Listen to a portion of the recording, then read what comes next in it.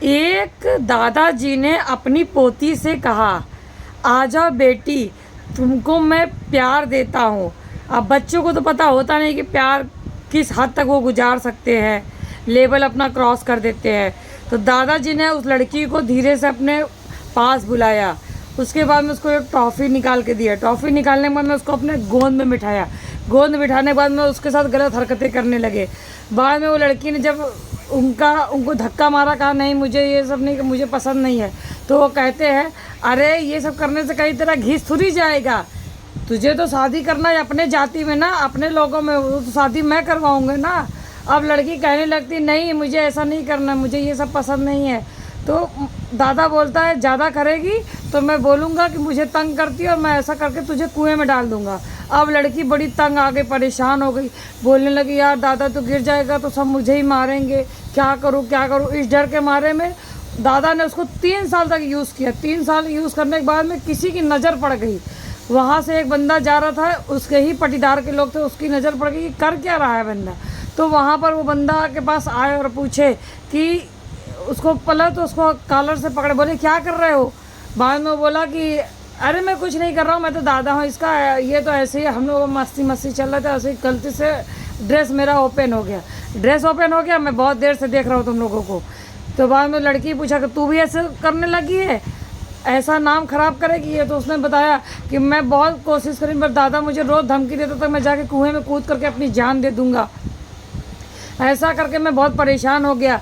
फिर उसकी माँ आती है दौड़ी दौड़ी वहाँ से, जब सुनती है कि कुछ हंगामा हो गया तो उसकी माँ कहती है कि अगर ये किसी और लड़की के पास जाते या कहीं और शादी करते तो हमारी सारी प्रॉपर्टी चली जाती।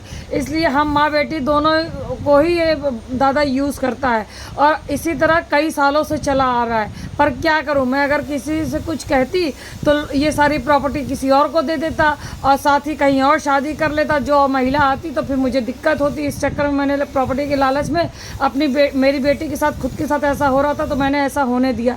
क्योंकि पहले मेरे साथ होता था, मैं तंग आ गई थी अब जीवन से अपने। तो फिर मैंने सोचा कि लेकिन लालच बस मैं एकदम बंधी रही। तो पटीदारों ने कहा कि लालच इतनी भी क्या ज़रूरत थी कि तुमको अपनी ज़रूरत पूरा करने के लिए अपना तो कीचड़ में गिरी, साथ में अपने बेटी को भी ले डूबी। तो आजकल की दुनिया में ऐसी ऐसी महिलाएं हैं जो खुद तो गड्ढे में जाती हैं, दूसरों को भी ले डूबती है। और ये जो दादा बनते फिरते हैं या चाचा या पटीदार, ये सब इसी तरह हो गए। आजकल दुनिया कहते हैं कलयुग सच में आ गया है। तो इन कलयुग को सुधारा नहीं जा सकता मुझे लगता है। कभी बाप खराब है तो कभी बेटा खराब है, तो कभी भाई खराब है, कभी चाचा खराब है, कभी अंकल खराब है, कभी दादा खराब है, कभी कोई दूर के रिश्तेदार। मतलब इस संसार में कोई सुरक्षित हो ही नहीं सकता है। कुछ ना कुछ उसको दबाव दे दिया जाता है, कुछ ना कुछ तो हो सकता। तो डायरेक्ट ये कहते हैं कि अरे ये करने से कहीं घिस थोड़ी जाता है। तो जब घिस नहीं जाता तो अपनी बेटी के साथ क्यों नहीं घिसा लेते हो? क्यों तुमको अपनी पोती में, अपने खून में तो अपनी बेटी को तो तुम पाँव पूछते हो और दूसरों के बेटी के साथ कुकर्म करते हो? क्यों ऐसा करते हो?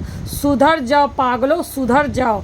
तुम तो कलयुग में डूबे हुए हो, दूसरों को कलयुग के साथ में डुबा दोगे।